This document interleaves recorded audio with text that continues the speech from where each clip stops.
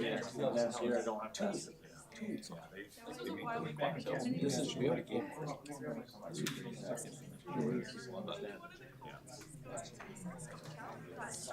That's when it's that's when we just shut down. Give it to Asher. The probably just have to make you a new one. Or scary. Carry here? Yeah, she's right behind John. Single bedroom, 4 feet. I don't think. Yeah. You get one kid going out on Sunday. Is it the, no, it's the day before. Okay. I was told that they were on the same day. What day is your race? That was my first Saturday. Thank you. Your race is Saturday. So that's what, That that's what I'm all is hoping. all going on to be done. It's been 2 No. We both have our 40. So it's a different day. That's nice. It's not gonna be, thank you for your help. It won't, because it'll be the day after, and the day after, that day, as soon as that ribbon's cut, it becomes that's, You think that's controversial? so you are no longer. I think that's where the breakdown is. I think they think it's the same day, and it's just not. You need, you need to talk to Jared. He might even, yeah, he might even still be back. Just do it.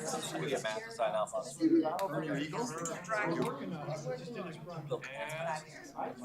Is I did that. See how. Well, that's what he said. Hey, things good. Yeah, that was. I'm just on one side. And I'm like, yeah, so I don't really, I don't really. Drove the line down Main Street, second east, kept going up. And all my family had lost of it. I try. That's much better. That's good. You have quite a bit of family. They all live in the Trying to county. make Yeah, they live more on campus. So I think that. Yeah. In 4 years, you have to put up with Vice versa. It was our choice in that matter. You belong where you No, I think that. You could have choice.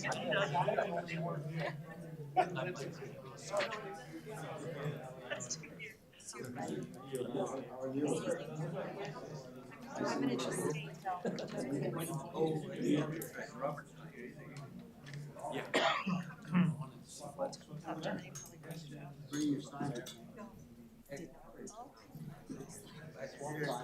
Here.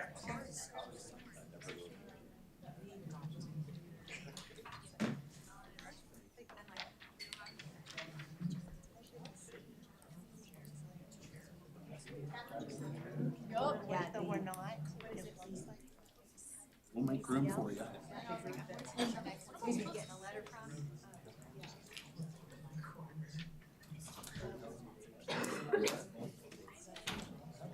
I told you I wasn't.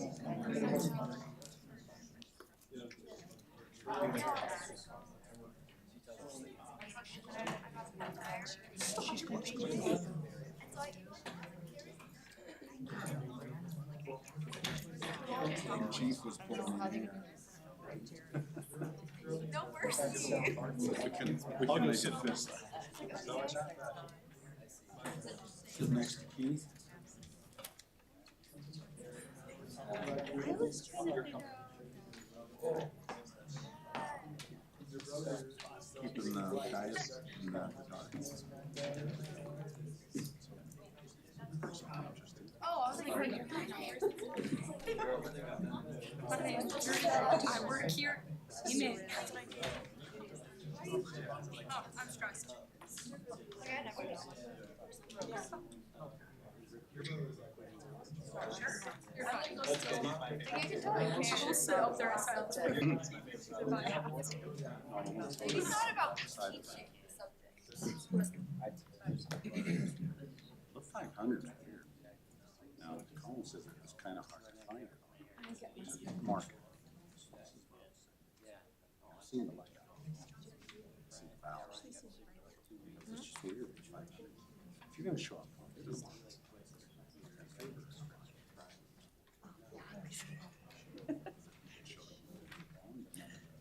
Candidates?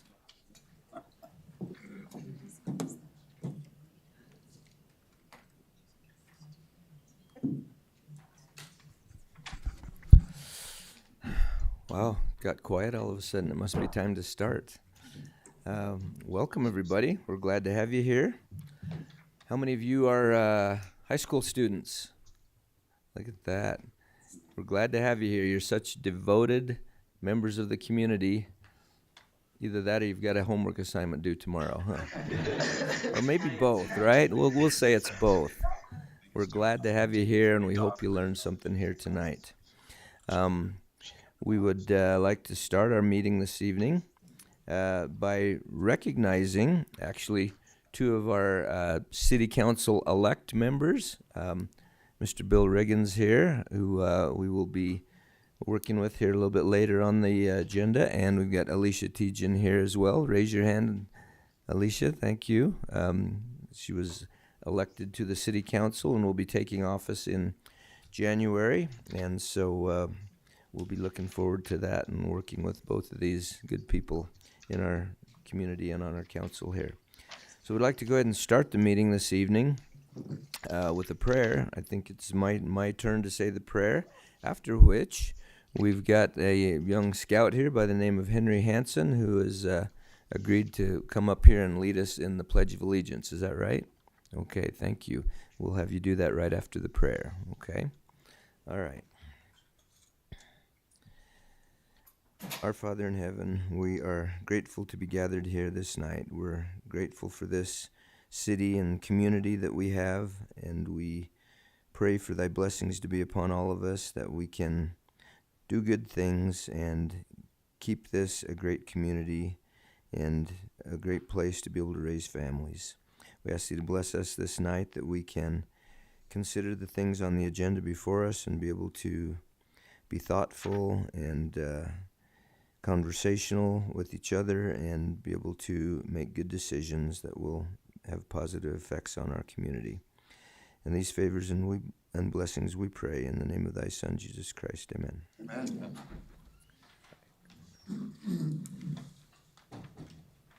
The audience, please rise.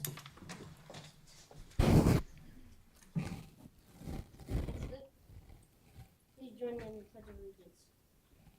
I pledge allegiance to the flag of the United States of America and to the republic for which it stands, one nation, under God, indivisible, with liberty and justice for all. Thank you. All right. Thank you very much. We appreciate that. You know, we used to have scouts come almost every week, and we would have them do that for us. But you know, nowadays it's a little bit more rare. So thank you for being here. We appreciate that, and welcome to your other fellow scouts. I'm glad to have you here as well. Okay, let's go ahead with item number 2 on the agenda is the roll call of our city council members. Mariana, please. Councilmember Johnson. Here. Councilmember C. Erickson. Here. Councilmember Eric Erickson. Here. Council President Walker. Here. All right, thank you very much. Councilmember Reeser has asked to be excused tonight as he is out of town. And the next item on the agenda has to do with Councilmember Chambers, who is also not here. But we will read this letter of resignation. Councilmember Chambers says, this is addressed to Deborah Lovejoy, the city clerk here in Rexburg. Dear Ms. Lovejoy, I hereby resign my position as city council member on the Rexburg, Idaho City Council. Please notify the mayor and city council of Rexburg that the effective date of my resignation is November 5th, 2025. Sincerely, Robert E. Chambers. We hate to lose Councilmember Chambers, but he's been called to be the temple president, and that keeps him pretty busy in the evenings, and so we will accept that resignation, kind of sadly, but excited for his new venture in life. So that brings us to item number 4, in which I would like to nominate the gentleman who finished. The idea was to nominate the person who finished first in the voting last night, but since he's already here on the council, we went to the person who finished second in the voting, which is Mr. Bill Riggins. So at this point, I would like to nominate council member, or nominate for our city council, Mr. Bill Riggins, and to go ahead to take the place of council member Robert E. Chambers. Is there a second to that nomination? I'll second. Second by council member Erickson. Is there, let's, all in favor of that action, please say aye. Aye. Any opposed? All right, that motion stands and passes. At this time, I would like to invite our newest council member. I guess he's not officially a council member yet until we do this action, which is administering the official oath of office. So, Mr. Riggins, would you come up here, please, and I'll come around the front.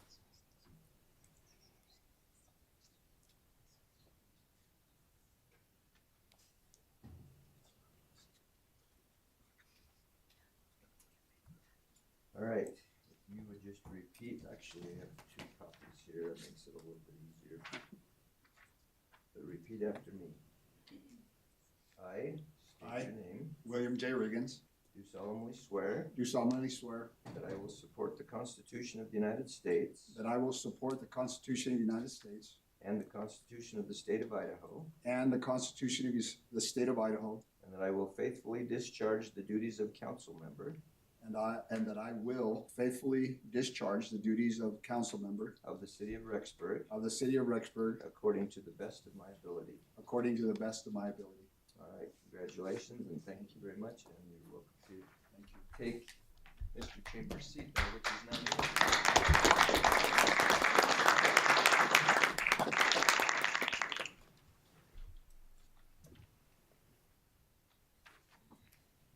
I'd like to welcome Councilmember Riggins' family, which is his wife, here with us tonight as well. Thank you for being here. We appreciate your attendance here tonight.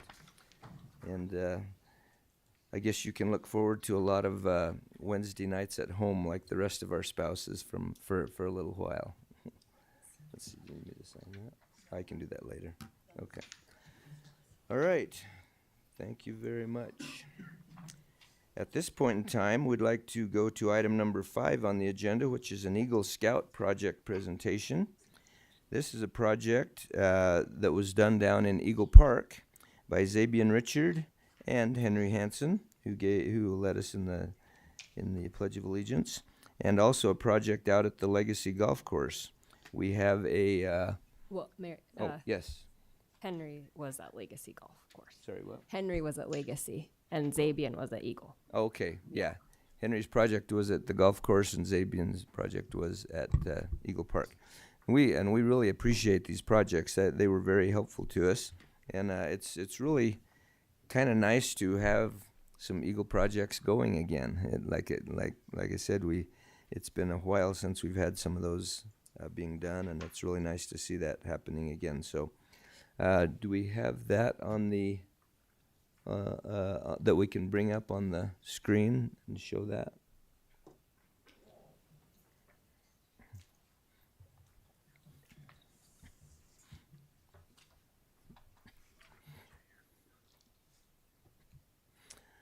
All right, so this is at Eagle Park. These are some benches that were made, and I really like that they were made, some of the old wood that was cut down from the tree project out there. Some of the dangerous trees that were dead or dying. Our fire department crew had gone through there and cut down a lot of those trees, and Zabian was able to take some of those trees and use those for the base for the benches. So I think that's cool because it gives it kind of a campy look, right? Kind of a woodsy look, which is what we're looking for down there at Eagle Park. Let's see the next slide. This is a project that I really, really appreciate. We had this faucet, as you can see, is just running, and it had been running like that for quite a while, just running water down. I guess maybe we should have been claiming recharge credit for it, for water going into the aquifer.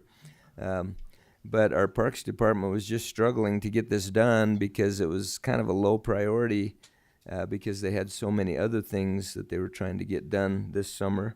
A lot of athletic fields were burning up because of water line breaks and things like that, so they were pretty tied up and didn't really have time to do this. Zabian, I believe, if I've got the story right, was able to contact, is the plumber a relative of yours, like an uncle, your uncle or something? He was able to talk his uncle into helping him, and they dug down, way down deep, and pulled that old hydrant out and replaced it. I think we've got a picture of the new one in there. I think, is it next, or is it? Yeah, there we go. Put in a new hydrant that doesn't leak and put a nice little base around it, and just made that look really nice. So we're actually saving water as well as just having it look a lot better. So thank you very much. Do you want to stand up and give everybody a wave and let us give you a hand?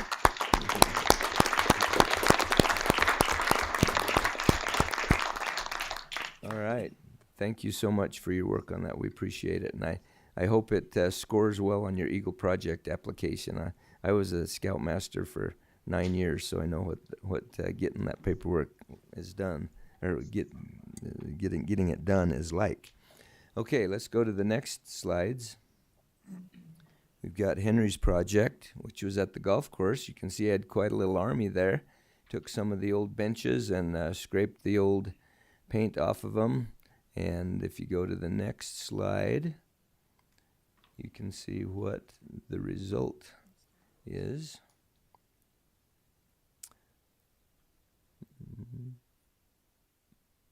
Yep, they're still working there, scraping all that paint off and working hard to get that done. Yeah, see, that's what they looked like.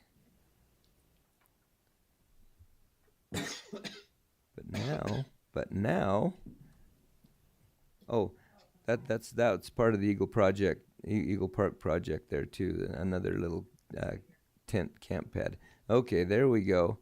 Now there's the benches at the golf course. See how much better they look, and actually don't look like a run-down golf course. It helps us to look a little bit like a better golf course. So that's a great project. They look good. So Henry, we need you to stand up and wave to the crowd too, and so we can give you a hand.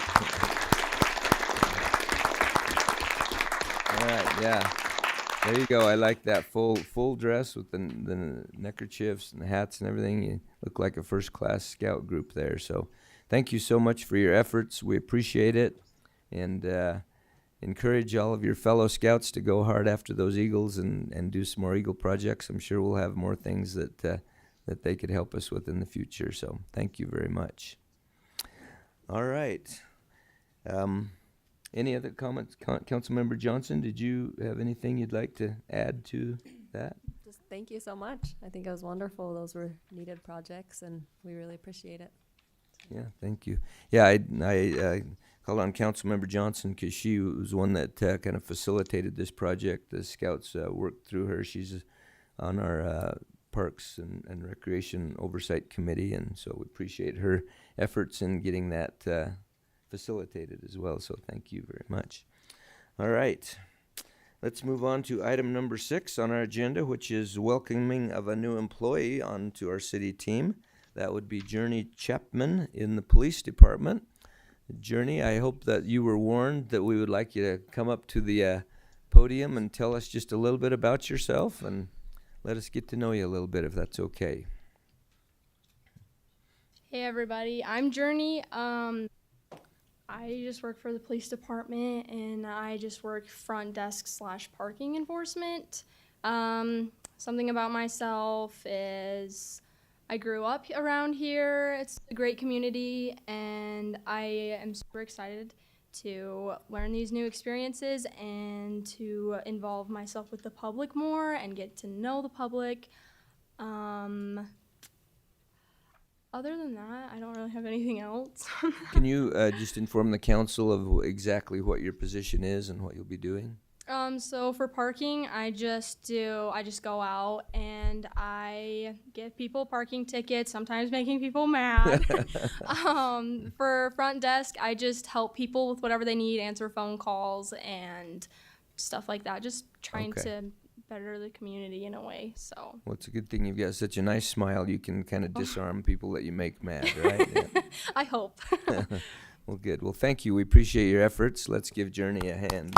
Thank you. And welcome to our city team. We appreciate having you.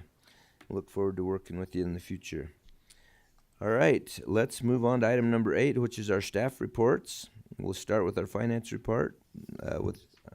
Sorry, what? Oh, did I miss? Oh, yeah, I did. I skipped right over that. Sorry. Thank you, Council President Walker.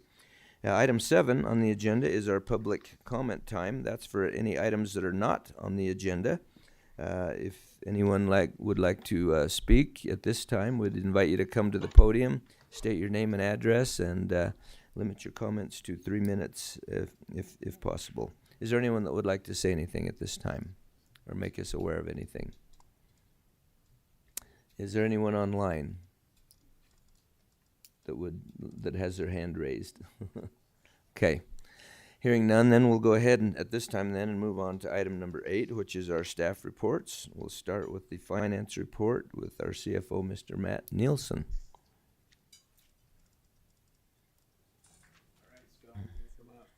Oh, sure. It's the 250th, I think, is the first item. So, I'll hit those in a second.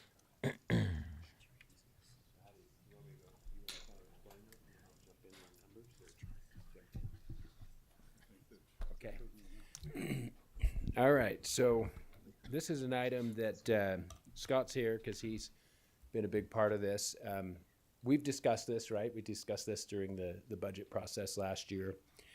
And we had decided at that time just to put a budget in for the fireworks, whatever you want to call it, 4th of July celebration of $40,000 on expense. And then we bring in about $30,000 in revenue. So we're subsidizing it about $10K. Well, this is a little different option that, as mentioned, we discussed. But this is for the 250th anniversary celebration. With the thought that we would do a celebration event at Madison High School outside there at their football stadium on July 3rd, so the night before the 4th, not to conflict with other community activities going on in our area on the 4th.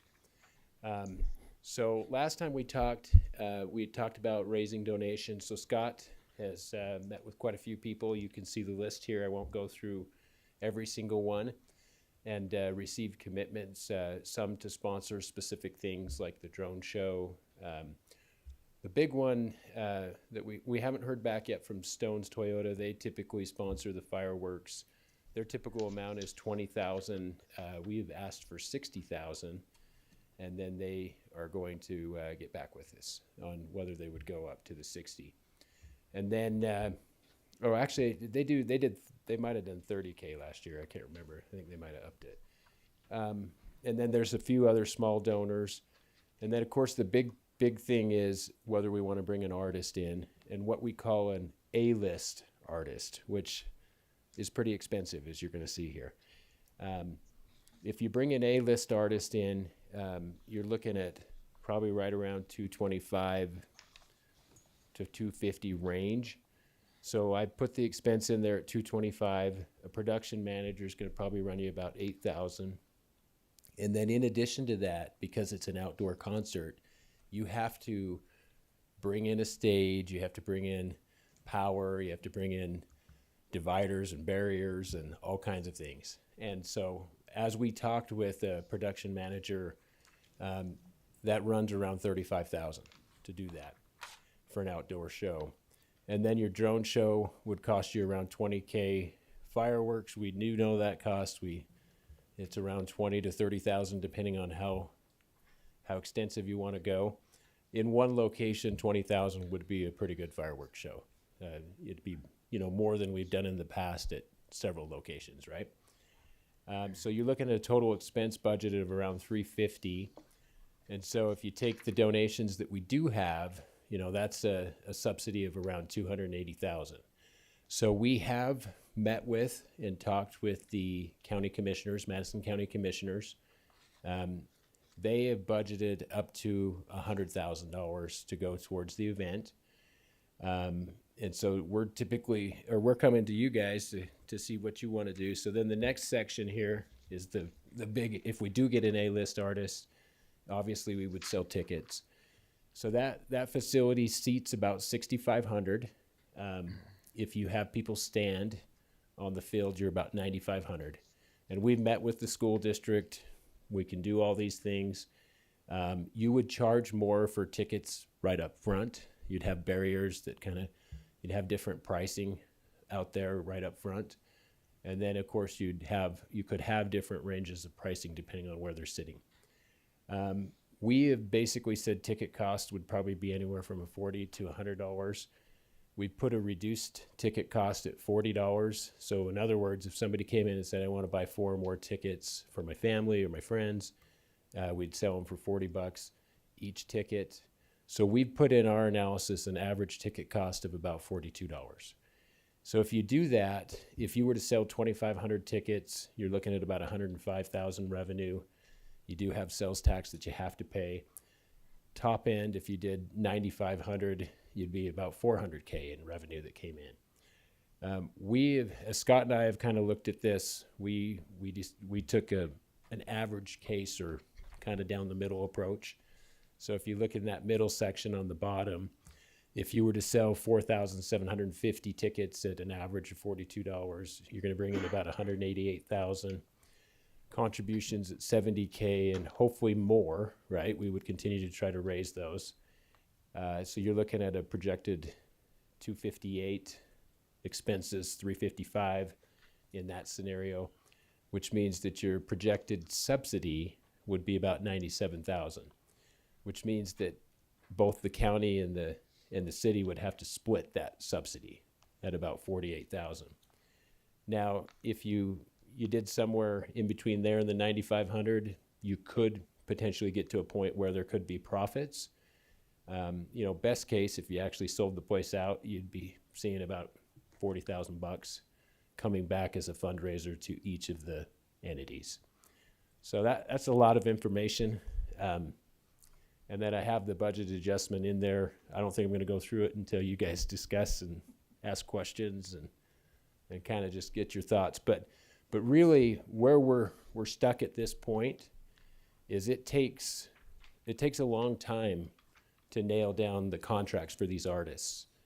And so what we're looking for is if it is something that you want to move towards, we're looking for a budget adjustment so that we can put an offer out there to a A-list artist like a Russell Dickerson, I know we've talked about that, or a Lee Bryce. And then what we would do is if you guys said yes to the budget adjustment and gave authorization to put that contract out there, we would then go back to the county commissioners, get their permission or go ahead. And if both parties agreed, then we would try to get a contract in place, which would start with us basically putting an offer out and probably have lots of back and forth before you come to a number. So that's kind of where we're sitting. Anything you want to add, Scott? Donnie Osmond said yes. No, I'm just joking. Yeah, I mean, really, ultimately, we have a lot of people that are interested. Budget cycles for everybody else, they're not in October, they're in January. So it's one of those that we're just, again, trying to do as much as we can. As Matt said, if we wait too long, you won't get an artist. We're already hearing, in fact, just the drone show alone. I'm on my 3rd company. They finally said we think we can do it, but everybody's already booked out, right? So really what we're trying to do is just get ahead of that. We do believe that we're going to be able to raise a lot more than the 70 that Matt's showing based on the conversations that we've had with other businesses, but it's also not a guarantee. So we do have quite a few that have committed, but again, their budget doesn't happen until January, so we wouldn't see that until January, right? So there's obviously that risk, and that's why we wanted to show really that breakdown for you. So I know that was asked, and so this should give you kind of that breakdown. Yes, go ahead. So help me with your math here a little bit. the county has committed up to 100,000, Correct. In their budget. yet the total expense budget is 350,000. So, and then you've projected that we would split profits or loss 50-50 with the county, yet we are putting up significantly more than the county. Yeah, and that's because, I mean, you have to factor in the fact that if we get an A-list artist, we're going to sell some tickets. And so you've got to add that revenue into the mix, plus the donation revenue raised, right? And so if you're adding the donations, which it's up at the top here, right? At, oh my gosh, 70K. And then you have to figure, if you get an A-list artist, it's not like it's going to totally flop and you're not going to bring in any revenue from ticket sales. Now, if you don't get an A-list artist, it might flop. But I guess that's the risk you're taking, right? Is the risk is that you're hiring an artist that's well known, that, and we went through this artist, just so you know, with the individual. I won't name names. He's not under contract with us, but we worked with BYU Idaho with an individual that they use for the same thing. He's done this for decades, and you know he also agreed that you need an A-list artist if you want to sell tickets, and so you got to factor that in. You got to remember there's revenue from those ticket sales. Yeah, and I understand that, but I guess what I'm getting at is the fact that I thought we were going to split this 50-50 with the county. That this was going to be a 50-50 proposition, but that's not what you're proposing here. We're about 70-30. Well, in the budget adjustment, we are proposing it, but we're showing in the budget that you're going to raise money for revenue on ticket sales, and we're showing you're going to raise revenue for donations. But the county then will share 50-50 in the profits, where we have put up a significantly more investment into the deal. So yeah, and I can pull it up. It's a pretty good deal for the county, is what I'm Well, saying. hang on just a second. Let us so show this- you the other thing. I yeah, think so that'll this is- answer that question. So we're only I know asking what you're for getting at. 100. Because I thought the same thing, but We're only asking for 100,000. Yeah, We're not asking for that full amount. let me show. So 70 has already been committed by other people. Mhm. And so anyway, Matt can actually break that down for you. Yeah, let me show you. So we're assuming we're going to sell tickets if we get an A-lister, right? So as you look on the bottom section here, these are the revenues. So we're showing the 88.6 contributions, including up to 48.6 from Madison County in subsidy. And then we're showing the admissions, the net sales tax admissions at the 188. I mean, that's the X factor, right? Is what kind of revenue we bring in on those ticket sales. And then, did it get cut? It looks like it got cut off. But the last one there, the 01411 6000, the 38.6, we are asking you to bring that out of contingency, which would leave about 42,300 in contingency in the general fund. So yeah, what we're asking you for is to basically bring 38.6 out of contingency, and you've already budgeted a subsidy of 10,000. It's in the budget at a subsidy of 10,000, right? Because we've already budgeted to lose 10,000 on just a fireworks show, really. So anyways, I know that's, if you look down on the bottom, let me just go through it. I tried to explain it in words. Current budget for Independence Day show expense 40K, revenues 30K with net subsidy from city of 10K. The budget adjustment would allow us to seek a contract with A-list artist, so 225 there, and then we would of course seek contributions. And so the city and county would share in any final subsidy and split any potential profits raised. So what we're saying, right, is that we're planning on, if we get an A-lister, to have revenues that offset those expenses.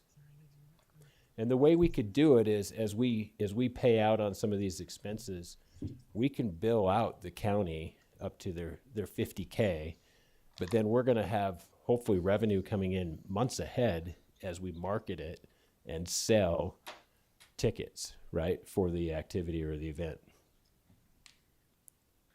so in other words, that revenue coming in will, the money that we're paying out for expenses will be splitting for the county, and it shouldn't exceed the amount that we've agreed to. Yeah, and put I up mean, I front guess from if, both of us.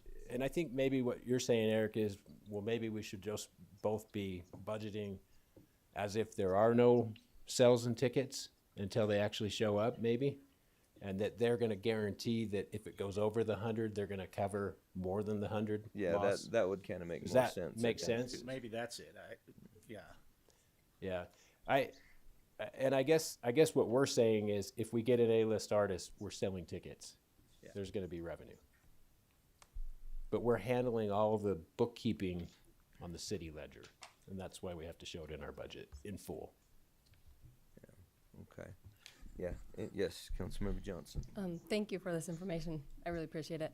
I know we've talked about this before, and I've already said, I just wanted to say again, I don't feel that the proper role of tax dollars is to hire an artist. It's just, for me, I feel like there's too many unknowns. And I feel like the residents here expect us to be really fiscally responsible with our tax dollars. And so the last time when we had a big project and we said we were going to have donations and then they didn't pan out, I swore I would never vote again for something where we didn't have the donations in our possession. And so for me, it's just a no-go, because there's too many unknowns for me. I don't believe tax dollars should be given to an artist. And I understand that this is a big deal to celebrate the country, but I guess I've gotten so much positive feedback from residents about having our couple locations that have fireworks. And so for me, I feel like residents really like that, and they don't have to pay $40 a ticket or $100 a ticket to do that. So that's just my opinion. I'm unchanged. So I just wanted to make that known. Okay. They show you all the names I was called when we first recommended the 3 locations. No, I'm just. So Okay. Matt, how much is it that you were asking for then on the budget adjustment? Out of the budget, 315, or is it? Yeah, well, from contingency, I'm asking for 38.6, but then, and then you can see that I'm asking that we budget revenues to come in from, so there's, the contribution shows up at 88.6. It's kind of quirky the way I have to do it, because contributions is what we get from the county as well as the outside contributions, which was the 70K, right, that was showing on the other analysis. And then, yeah, so I mean, that's it, that you can see what it is, but 315.4 is the actual expense amount that we're asking a budget adjustment on. So if you look to the far right, I've totaled it all up. If you guys accepted the budget adjustment, your total would be 355,400 on expense, 345,400 on revenue, which leaves the $10,000 subsidy that you already have in the budget now. If we get all that revenue, right? Yeah. If we get Correct, it. yeah, it's all we don't know contingent that on for all sure. that. That's what you have to keep that in mind. We don't know we're going to get that revenue. True, you have to sell tickets to Yep. make money. So, yes. It's an You unknown. already have 7, right, that is already committed. And some of that's already been paid. So there is some that's already there. That's from just sponsors and donations. So, yes and no. Well, I'm just saying you don't have that revenue right now. I think that's important to make clear. Correct. Yeah. Well, some of it we do. Some of Not it we all. do have. Right, No, not all of it, but we but do have you're some. never going to have all of it until After the it event. actually event happens. Yeah. Yep. So there is that, and that's the risk, that you don't sell any tickets. But as you said, if you get a good artist, you're going to sell some tickets. You're going to sell tickets. But yeah, Councilmember Erickson.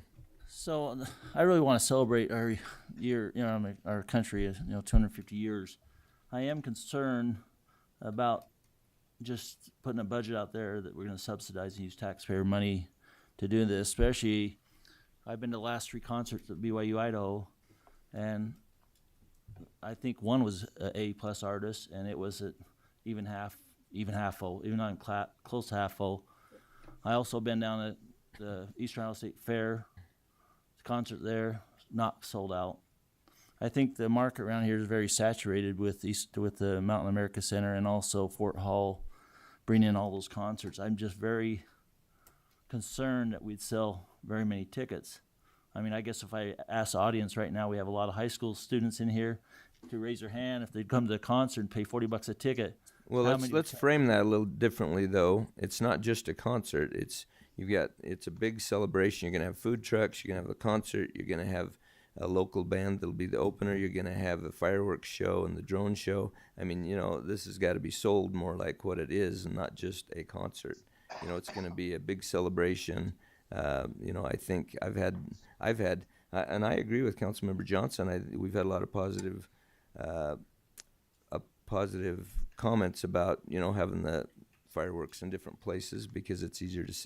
You don't have to get into a big car jam to get home and stuff like that, which I like, and I've wanted to stick with that. That's why we kept doing it after COVID was over. But I think I've also had a lot of residents say, hey, are you doing something for the 250th? We should do a big party kind of a thing, and that's what we're trying to do here, is do something really fun, really cool. And I just think marketing it as a big celebration for our country, with the drone show, the fireworks show, and everything like that, I think it would probably sell a lot of tickets. So I don't know. I'm just a little bit nervous and concerned. Well, I am too. Yeah. That we're going to jump in this, and we're using taxpayer money to be able to do this. And I mean, there's a lot of unknowns. Where the county set $100,000 maxed out, we're going way above that. I mean, it just makes me very concerned. Well, we're not though. We're when you figure, we have to show it on our budget because we're the ones doing the book work. But really, the only thing that you're right. There are some unknowns, but the net numbers is what we're, what the county and us are agreeing to pay together, and then of course split the proceeds at the end too. So it's it's not like we're going to put out $315,000 or whatever that $350,000. That's just, those are the budget numbers and what we've got to put together to get this all put together. But the amount of money that we'll be paying out, that we'll be splitting with them, you subtract all the sponsorships and the ticket sales, and we're talking more where's our numbers right there that we're looking at being the projected subsidies is what, 79.39, something like that. Yes, go ahead, Bill. Yeah, I'm just stepping into this, right? Thank you. That's how you work that? Yeah. Just stepping into this, but I guess the question I would ask is have we done the research? Have we done looking? If you were to poll people and say as far down as Salt Lake, has any of this been done so that we can actually look at and say, yeah, we're gonna. I'm concerned with the same thing you're saying. I go to BYU. We go to BYU Idaho concerts, and they're not filled. I've suggested that why don't you sell the top 5 for $5? You fill it up. But I think it's important for us to have some actual numbers or people that are into this, right? Who could do the necessary research and say, yeah, you know what, you could draw. You would. We're saying to you, you can draw 9,000 people there, right? Then if we can, then the bottom line says we're going to make money, right? But if we're just guessing, I think, I'm in the same boat with the rest of the folks here. No, there's always going to be that, right? Anytime you do an event like this, unfortunately, that's just part of it. I think BYU could probably speak to that. The one thing I will tell you, at the BYU Idaho Center, you're looking at 15,000 seats, right? We're not projecting anywhere near that. So if you went to the last concert, that's about that number that were in attendance. And his not quite an A-lister anymore. His a B+. So it's a little, I think you got to kind of take that into perspective. We're not saying we're going to get 15,000 people right? You can see the numbers that we're projecting, probably close to what they were getting at their concerts. So just some things to kind of think about. Now, Matt and I, honestly, if you guys said 3 locations, that'd probably make our life easier. But we've been asked to look at doing something bigger and better. And so this is what we're working on. And I fully agree with doing something bigger and better. I mean, the state's asked us to do that. We've been over to a lot of state meetings. They want every single city. That's why they offered the $2,500 per city, county, to do something like this, because it's a 250-year anniversary of our country. And I think we need to look at that. But my gut tells me that when you're looking at $100,000 to put out there, that's a steep. If we could sell, 3,000 tickets, I'd probably be thrilled to add in to subsidize this sum, because we do that with the parks, we do that with a lot of different things. But when we're talking $100,000, that hurts the pocketbook a little bit. So, I mean, I'm concerned that way. So, I don't know. Yes, Councilmember Walker. I think it's a great idea, to do that. I'm with these other guys. It's just not knowing. The unknowns just are scary. Just don't know for sure what you're going to get. If we sell 100 tickets, I mean, who knows? Well, that's what I said. I don't. That's the only thing that's got me worried is the unknown. How much are we really going to sell? Hey, if we got Donny Osmond, Eric Erickson said he would buy 100. So we've already passed that. My thing, yeah, I think we'd be remiss if we did not plan some sort of a huge celebration for this 250th anniversary. I think it's something that would bring the community together. I think it would be a great opportunity to celebrate the birth of the nation. I am comfortable with your average case. I'm comfortable with 4,500 or so. I think we can do that in the facility that we have. With that being the case, we're looking at a subsidy of $50,000, which I think it's worth it to have that kind of an event. Now, a year from now, if we only sold 1,000 tickets, I'll be the first one to take the wrath of whatever. But I personally think I think the citizens will expect us to spend a little bit of money on an event to celebrate the 250th anniversary with tax dollars, because they want to see something done. That's my opinion. And so I'm a yes. So what, have we decided what kind of media we're going to use to advertise, to market this? Yeah, so. I mean, we can't put it on Facebook or put a banner across the street. We got to have some big time. No. Yeah, not at all. So just, Sandhill Media has actually agreed to match dollar for dollar everything we do on all of their stations. They've also agreed to have one of their DJs come up and MC the event. And they're possibly looking at even more of a donation, right? That's not even shown here. Again, there's so many things that we're still working through, just because our timing is weird. October is our budget cycle. Everybody else is, on the calendar year, right? So they can't really say anything until January.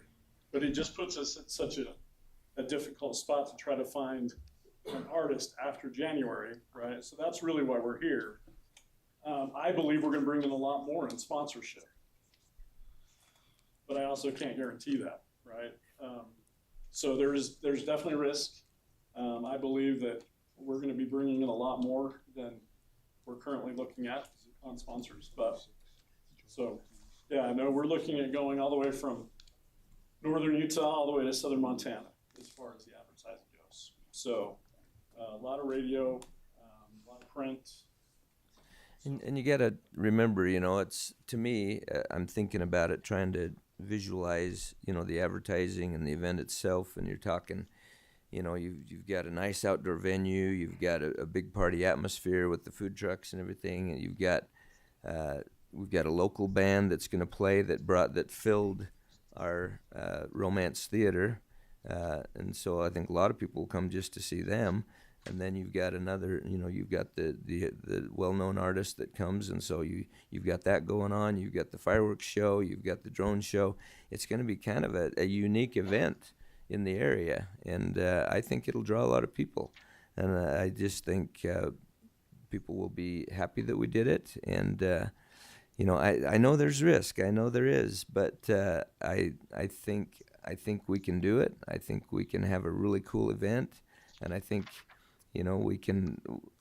I think we'll do at least the average case, and maybe better, and maybe even make a little bit of money. But if we don't make any money and we just break even, or if it costs us a little bit, as Councilmember Erickson said, I think it's worth it to do something that is kind of out of the ordinary, and to do something that'll be really fun and entertaining for the community. And we're celebrating a big thing, and then next year we go back to the 2 locations and.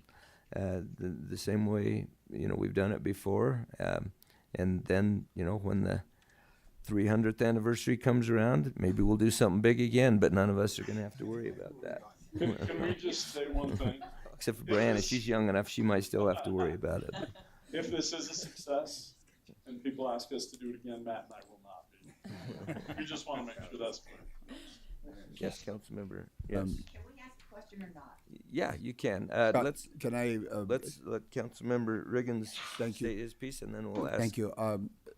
Do you have any idea who we're on? So we're doing it on July 3rd instead of July 4th. Any idea who you're going to be competing with between here and Salt Lake, right? So I think that's an important factor in this, right? If there's no one doing anything on July 3rd, then maybe we have a good chance. If we're competing against anybody between here and Salt Lake, or between here and Montana, we're in trouble. That's my own personal opinion. But so do we know? So what we know is we've tried to look out at everybody. We don't see anything happening that night in this corridor. Most people, so like Todd Jenkins is usually the weekend before. And of course you have the big one down in Idaho Falls the day after, right? So really though, that's why we chose that night, was to avoid that conflict. But again, sometimes we won't know until later what they choose, but that was our thing. Yeah. Mayor, can I say one Yeah, thing? go ahead. And then we should move on, right? We should vote and move on, because I think we've said everything. Yeah. Well, we're gonna take a few comments here. And, yeah. I just wanted to say that if this is for our community, just my last thought on it is, I have a family of 5. I'm not going to drop that much money for tickets. It's just not something my family does. We don't have that kind of extra cash. So if this is really for like Rexburg's families, I think it's too high of a price for people who have, 6 children, 5 children, 4 children. So we could still have a really neat celebration and not have that price tag, and we could make it more affordable to our community instead of worrying about pulling in people from the region. So I just wanted to say this isn't the only thing we could do, and it would still be really fun, and we could actually bring our community together in a way that we can't with that price of tickets, because this is America's family community, so we have families with a lot of children. They can't all afford this. So that's the last thing I have to say. And there may be even an option to maybe have, a viewing area that's, maybe they don't want to come to the concert, but we have a viewing area for families and things like that too. So yeah. I think these are all well-founded comments. The challenge is we ultimately don't know, because we don't even know what the exact amount's going to be yet. So we're throwing numbers out that we're just anticipating. We're trying to be as conservative as possible with those numbers. So it may be less than that. We don't know. Or more. Or more. But we don't think we go after somebody for more. No, it's true. Yep. We've already turned down some of the ones that were more.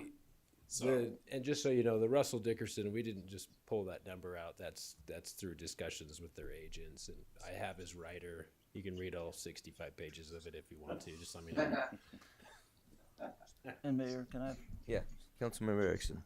I do agree that we're going to have a celebration. It's going to cost some money. I'm not trying to say that we don't put out the funds to be able to do this. I like what Councilman Erickson said. $50,000 to look at it different. I think that's possibly doable for our community. I'd like to say maybe lower the ticket rate a little bit lower. Fill the stadiums. I'd rather have that BYU Idol Center full at $5 a ticket than having the front. And I think that artists appreciate that. When they get up on the stage, they want to have that place packed. So, I mean, I'm not totally against, but I think we got to be very careful on the taxpayer dollar as we do it. Yeah, well, agreed. I think we all agree with that. There was some, yes, would you mind coming up to the podium and just, because the proceedings are all recorded, so we need to have you on the mic if possible. My name is Bonnie Riggins. I just have a couple questions. Uh-huh. So this would then take precedence. We wouldn't have anything on the 4th. Is Right. that correct? Right. So this would be it. So our community would have to know that the fireworks are happening. On the 3rd, yes. And is that all stemming from the high school area, the fireworks, the drone show, or is that going to be set off somewhere else? No, that would all take place right there at the stadium. So If you've people ever could been, come, if there's food trucks outside the stadium, so people could come and not pay to listen to go into the concert, but hear it from the outside and get the food and all that. Because like Mrs. Johnson said, well, they want to bring families, and 9,500 is not even, what do we have, 15, 20,000 residents? well, 40,000. 40, okay, Yeah. so we're not even talking, we're talking maybe a quarter. Yeah, 50 if in you there. count the county, but So that wouldn't really be a celebration for the community, is what I'm saying. Unless we can all gather around the high school, come and go, buy the food, see the fireworks from wherever. But if it's just there, is it gonna produce enough for the entire community? yeah. Well, you know, the logistics of that. Question. I'm not opposed to it. I'm just, that's my concern. I've got 3 grandkids. There's no way I can afford to take them. So I'm just thinking of like Brianna said, we need something for the community, like the actual, not bringing them out from state, but from us, for all of us here. That's my question. Yeah. Okay. Well, thank you. Appreciate that input. Yeah. And those are, I think those are good comments, because we can incorporate those into the planning and try to figure out, some areas for, maybe some viewing areas that are, either not chargeable or a very small amount or something like that, maybe. Yeah, and that is a actually one of the things family we've looked ticket at. or something like that. One of the things we have looked at, we're just waiting to hear back from property owner, is a place where people could actually go and watch those fireworks. I think one of the things we do need to think about, though, is not too many people actually go to the current fireworks. I drive around every time, and I know Brianna, we talk about this. This last year, I was at Riverside. There was a handful of people, some barbecuing, but there wasn't a ton. The golf course was totally full. The parking lot was The parking lot, but completely. it's not a big parking lot, so. it's But they kind were of- parked up and down the street, so I think it's more than you're saying. Well, potentially. I again, walking it didn't seem like there was a ton of people out there. Maybe it's a I golf was there course, at it. There was but quite a few. I so. walked. This So I fa- guess what I'm this saying is community most likes people are fireworks. people are going to be able to see it. That's why we chose the high school, because they're still going to be able to see it almost from anywhere, quite frankly, within the city. So it'd be the same as what we're currently doing. So we did take that into consideration, I guess, is the point. So be able to see that. Again, we are also working with a landowner that is just to the west and south that would potentially allow for viewing as well. So there would be that opportunity. Again, we don't want to look at pricing anybody out, doing those things. We were asked to look at putting together a great event, fun event. It's similar to what Provo does, their Stadium of Fire. They obviously charge a lot more than what we're looking at, and they sell out all the time at a much bigger stadium. The Mountain America Center, Maren Moore's concert was $300 a ticket. That sold out, right? So anyway, it really, we're trying to be as conservative as possible. There's a lot of guessing. There's just no way to know, so. Okay.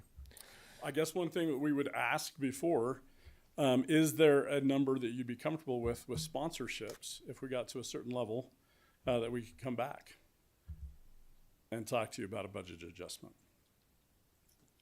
So in other words, if we got commitments of a certain amount to be able to come back. We're at 70 now, so I don't know. I mean, Are you talking a number that we can get to just like in the next couple of weeks or something, or I mean within the next month or something? So it just really, it doesn't have to, I mean, we can, I'll let Matt You can speak to it. budget adjust clear up till June. So if you think you can get an A-lister in June, I guess we can try. But Yeah, no, I we mean, gotta that's have really some. what the it is. the other thing, right, is that I mean, maybe you don't want to get an A-list concert person, right? And so Well, maybe, I maybe mean you that's go a different that's direction. the option. We don't even we don't have to spend that much because there can be some other options. As like we had a gentleman in the office today that was talking about another band group that could do a pretty awesome concert and they'd be a lot less money, and so that could be an option too. Yeah, You know, we have so- Sandhill Media that also has a group that they said they could get. Right now, we're just trying to make sure that we actually, anybody, that we could cover costs. And Yeah. so that's why we need the budget adjustment, so. Yeah. If Yes. it wasn't an A-list, then it would be more family friendly because families would be able to afford it. And then it could be more like a celebration instead of just a concert. But I know I already said that was my thought, but that's because I'm coming at it from a family perspective. So. Yeah. So what would happen if we approve the budget for an A-lister, but you go for other, up to this amount, up to a certain amount, and then if we get somebody less than that, then it drops everything. Up to the amount for the total budget adjustment, you mean? Yeah. Or- Yeah. Oh, And you're then- just saying like approve a budget amount for an artist, like a Right. certain amount. Right. Yep. And then if you get an A-lister, you get an A-lister. If not, maybe there's a B guy then it's just as popular as an A. Yeah. So just so you know, he mentioned a couple of names, right? Country, Lee Bryce was one of them. His actually a little bit less right now. The reason we were going with Russell Dickerson is because he was less, but he just released a single that skyrocketed, and now he wants more money. So he may not be the one we go after. That's, again, there's so many different things at play. It's hard for Matt and I to tell you that there's a crystal ball and we can say this is what's going to happen, this is going to be perfect. There's just no way to do that. So anyway, we just asked that if you want to make something really fun and good, work with us. We'll do whatever you tell us. Again, if this is successful and you want to do it next year, Matt and I will not be participating. We'll just tell you that. Well, I don't think we're gonna want to do it again next year. We'll do it. We want to have a big celebration for the 250th coming up, and then after that, we want to just celebrate kind of normally for a lot of years. So at And least I'm over that, that's and my I'm take. great with that. I can do that all day long. Yeah. So. Yeah. Unless I mean, if it was very successful and we had a private company that wanted to take over and do it, then I'd be open to that. You know, letting them take it and run with it. But I don't think that. Can I just add Yeah. something? And I mean, if you guys don't approve this tonight, right? We're simply trying to know what our direction is going forward, right?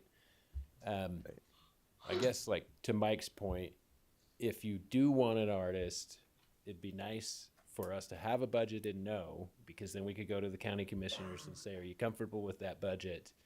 And then we could come back to you and say, here's your options.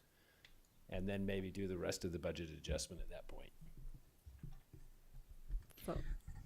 So, to get to the point, would you entertain a motion? Yes, I would. I will move that we accept the budget adjustment as proposed by staff for the 4th of July event for 2026. Okay. There's a motion on the table to amend the budget, do a budget adjustment for the amounts shown. Is there a second to that motion? I'll second it. Second by Council President Walker. Is there any further comments or discussion before we vote? Can I just ask one question? Yes, you certainly may. That's why I asked. How much do you have budgeted for advertising on this? What are you seeing? So we didn't, let's see, where is it? Right here. Yep. So we've kind of lumped some of it, right? So the advertising, you have to hire a little bit of part-time labor when they come in, supplies and ticketing software. We've got it at about 42,000. Now remember, we have an agreement to match that dollar for dollar right now. So that's And 80,000. Toyota themselves have said, hey, we may even throw in some Okay. market dollars. We just don't. Yeah, I personally believe $42,000 isn't enough, but that's again, that will be, from my perspective, that will be the biggest. You can have the best show in the world, but if you're not advertising it, and so I'm concerned about that. The fact that $42,000 is probably not enough if we're going to draw people. If we doubled that, would you feel like that was enough? Well, I don't know. That's my whole thing. I'm not. Well, the reason I said that is because, as he said, Sandhill Media has said they would match that, so that makes it 84,000. Yeah. Well, Scott, you're the pro on this. If well, I mean, I'm just looking at this and again saying, right? What from your professional perspective, you think $42,000 is enough to do what you need to do so that we can draw the 7, 8, 9,000 people that we need to have? If we get a guaranteed match, I believe that's enough. Okay. If it's not, if that 42 is split out like Matt's showing you, advertising, labor, sales tax applied, no. Okay. We would need more. Okay. And then one last question. Bottom line, going with what Eric mentioned earlier, if we weren't to make, what is our bottom line investment on this? What are we saying? Us, the city. We're saying, well, based on those numbers, if you, I don't know, if you scroll up, or is it on another screen? Yeah, right there. There you go. So, you know, if we only sold 2,500 tickets, then our subsidy would be 90,000. If we sold 4,700. Okay, that's that bottom line there. Okay. Yeah. So All right. to make money. Those Okay. are the, yeah. All right. Thank you. Okay, I just had one comment too before we Yes, vote. go ahead. I'm not opposed to the celebration. I just wanted to make that clear because I think it would be really fun to have a family-friendly celebration. But at that price tag, without a guarantee for the tickets being a family-friendly price, it's a no for me. So. Okay. Right. Well, that's where we're at. We have a motion and on the table and a second, and we've had discussion. Unless is there any more discussion? You know, Colin. so Councilman Erickson brought up $50,000. I'm just trying to wrap my full head around what we're going to be agreeing to or not agreeing to. Is it $90,000, $100,000, or $50,000? Our share is 50 or 48 something. So The total would be 97, but the county would. if we sell 47, The county So would our absorb share would be half. up for the. Okay, that makes sense. The best case, is that what you're talking about? Yes. Yeah, and I think you've got a good point there. I mean, I know there's a lot of people who would say, well, yeah, $40 a kid, you know, $40 a person for my family, that's a little more than we want to spend. But I think we could try to address that by having, you know, some viewing areas and things, you know, where people want to go, just, you know, see the fireworks and the Jones show or something like that, and try to you know, accommodate that kind of thing as well. You know, we can certainly take that into account. We realize that this is an odd request for all of us, right? Trying to figure this out. $40 is what we're saying. That doesn't mean that's actually what it's going to be. The average that Matt's showing is 42. But again, there's probably going to be a VIP section that's going to be more. Mm-hmm. There's probably going to be some seating that's in the stadium that's more, right? Anyway, so it may actually be less. We just don't know that until we know who the artist is and how much that's going to cost us. Anyway, so that's where it gets a little tricky. We've tried to be conservative. That 40, it may not be that number. It may be 25. We just don't know until we actually. To me, that's a can lot get the better artist. for family if we get down, not go up. Right. You know, No, let's we're- involve the whole and our family. goal Let's is not to go up. Yeah, let's right? try to get the whole family there, and not just Right. the few that can afford it. Let's try to get the family that can Trust me, have I a think family I have event. more kids than most of you. Although, I mean, So you got to kind of think of it as kind of a bigger event. You know, you're not just going to see a fireworks show. It's a bigger event. You know, it's kind of like, I would compare it to maybe not going to Lagoon, because that's kind of an all-day thing, but a little bit more like something like that, where you're actually going to a bigger event. Maybe you're there 4 or 5 hours. You know, doing It's a some. lot less than a things that are- BYU football game. And I agree with that. But if we can sell, you know, 9,000 tickets for $20 a ticket compared to $2,500 for $40 a ticket, we're gonna 3 times our money. So that's why I'm looking at it. If we can sell and fill a place and have a full community involved with the celebration, which it should be, then I'm for it. I mean, I'm And just, again, we've also been conservative on the numbers, right? We have 9,500, that's kind of the max. Randy has told us they believe they can fit more. We just, it's never been done, right? So we've tried to be as conservative as possible on our numbers. We've tried to say, and we've tried to make sure you guys understand there's a risk, right? That's why we have these numbers. So we're not here to argue. Yeah. We're just here to kind of say, hey, if we want to do something great, we're going to have to take a risk.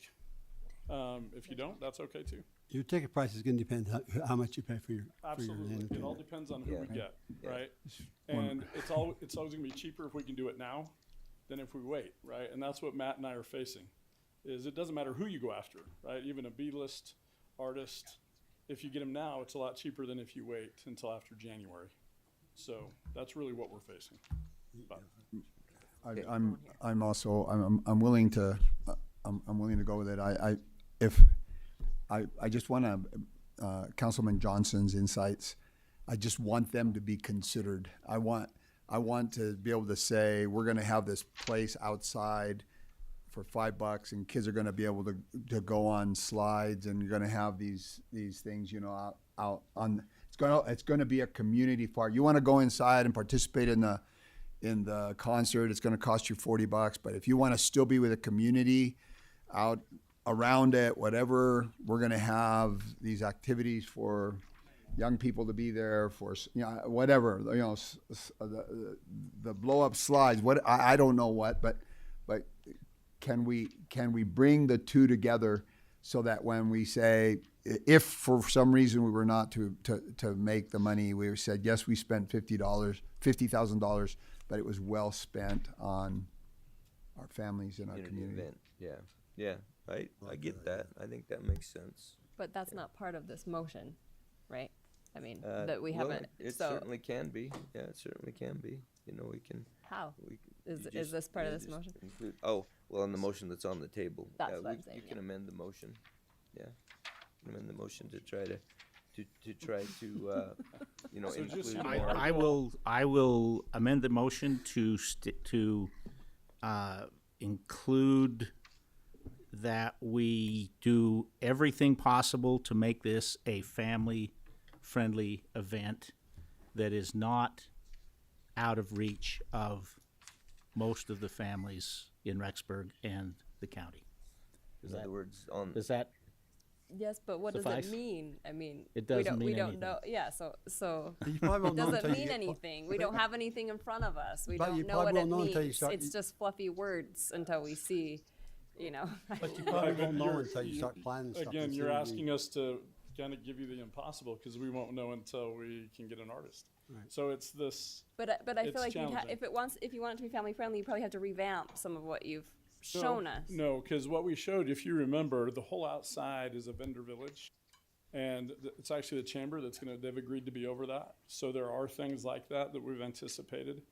So again, I know it's been a while since we originally talked about this, but there's going to be that. If you get the wristband to go in to the concert, you can come in and out. If you don't, you can be on the outside. Anyway, there's a lot that I know it's probably been forgotten since the first time we talked about this. And that's Yeah, okay. well, and I think, what Councilmember Johnson is talking about and Councilmember Riggins, I think it's good ideas, and we haven't really nailed down a lot of that stuff, but, if we could get a company that does the blow-up slides and the jumpy things and, all of that kind of stuff, maybe we can put those over on the baseball fields or something. This is what makes it really hard, right? Even the drone show company was like, okay, well, how much money do you have? Sure. No, we actually do have, luckily we have a donation specifically for that, so I can tell them, but it's hard to even work with somebody unless hey, this is what we're spending. What So your budget is. Yeah, so, Matt and I are asking you to put us out of our misery, one way or the other. That's all we're asking. yeah, And I'll second Eric's. okay. All right, second by Council President Walker. All right, so that was good discussion, thank you. At this time, we'll call for a motion. All those in favor, say aye. Aye. And those opposed? Okay, that motion passes. We will go ahead and get to work on this, but we want to duly note all of the discussion that we've had here tonight, and we do want this to be a very family-friendly event. You know, taking into account the comments here that have been made, and want to have areas where people can bring their families and kids and things and have a good time and be able to celebrate the country all together. I think that's a great plan and a great idea, and a lot of good comments. So thank you for all of that discussion. So Mayor, we would ask for 2 council members as volunteers to sit on that committee with us. So Okay, anybody that would like to be on the committee any of you that would like to be on the committee to help plan it? For the 3rd Yeah, of July. yeah, this big celebration thing. I saw Councilmember Johnson raise her hand. Yeah. You want to be on it Come on. to help plan the family stuff, or? Sure. Come on. Yeah, okay, sure, I will. And Good, that would be awesome. Okay. who else would like to be on it? Okay, Bill? perfect. Okay, great, thank We'll you. get you down. Thank you. Thank you. Appreciate that very much, and we'll look forward to working with you to have the best event that we've ever had. All right. Okay, let's move on to item number B. Well, no, we're still on the finance report. Yeah, Right. I'll go quick. Item number Uh, 2, I'm definitely more comfortable talking about review this stuff. fiscal year and budget and brief. Here we go. So I'm not going to spend a ton of time on this, but if you're a lot of you that have been here know that we put out a budget and brief every year. You know, when citizens come into me and say, hey, I want to learn about the budget, that's where I direct them. And we have probably, 10 plus years on there so they can go see them. These are simply the highlights. I'm not going to hit every one of them, but you know, it's just there for you guys to understand kind of the major points of the budget. I am going to hit a couple things though. So with utility rates, you'll recall that we actually cumulatively with all of them reduced them. But we will be coming back to you guys with a rate increase recommendation for January. And remember, we waited on that because of the study that's going on. And so we're getting a lot more information on that, and we'll be bringing that to you. And then lots of projects. I won't rate them all. Sewer has a tremendous amount of projects going on. And then this one I think is a kind of interesting. Hey, Matt, can we pause for just a quick second, because you mentioned the sewer's going to have a lot of stuff going on. I Yeah. think it's probably good for all of us to understand and know kind of what those projects are, especially the ones that are going to affect Riverside Park, because we've got a sewer line that's going to be going in, and that affected the park in a pretty bad way this year. We had a lot of grass problems, you know, because it wasn't getting watered. Unfortunately, that's probably going to be pretty similar this next year, because we're going to try to get them going on those lines as soon as possible. But right now the groundwater is still pretty high, so they can't go on it until that groundwater level drops down. But just so that you know, we'll get them going on it as soon as we possibly can, so that we can try to get those put in and get the dirt back in place and try to get, you know, the irrigation going and everything. We had a meeting the other day with Greg and everybody, and we're going to try to put the parks guys in, you know, in cahoots with the contractors so that they know what the schedules are and what we need to do to try to get that done as quick as we can and get the parks back operational as early as we can in the spring. So you'll probably get some questions about that, but it's just something that's got to be done, unfortunately, and so that's what it's going to be. Those 3 sewer items alone right there are $14 million. And so, and they will definitely carry over into next fiscal year. So, I mean, they're gonna be multiple years before they're done. The other thing I want to just show you real quick on the expenses. So total expenses, $111 million. I think this is interesting for you to just kind of understand how the money's allocated. So Public Works accounts for about 46% of that. Some of the other big ones, so Parks, Rec, Golf, Cultural Arts, about 9% of that.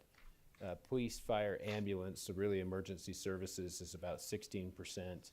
And then transfers is a huge number. And for the public, just so they understand, transfers, I mean, really, if you look at the net budget, you pretty much should take the total budget minus the transfers, because the way that governmental accounting works is you transfer money from one fund to another.